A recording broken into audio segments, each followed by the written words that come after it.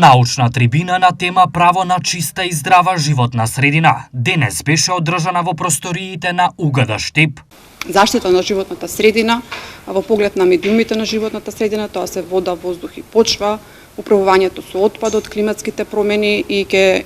додадам тука и улогата на демократијата во осварувањето на правото на здрава животна средина, поточно имплементирањето на Архуската конвенција, која ние како држава ја имаме ратификувано веќе од поодамна. Целта на денешниот настан е студентите да бидат инволвирани во конкретна тематика која што има поширок општествен импакт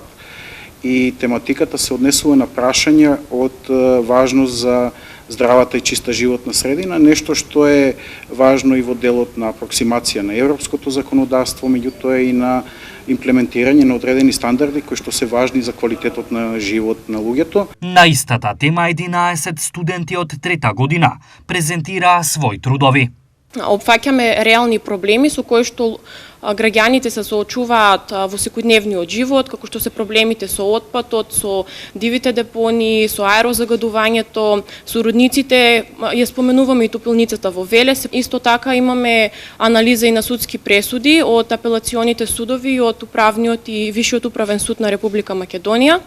Ја ќе овде говорити конкретно о студии случаја Рио Тинто, односно проекат Јадар, кој е веќе пуне 23, још мало и 24 године присутан у Србiji и доводи низ проблема, несугласица од стране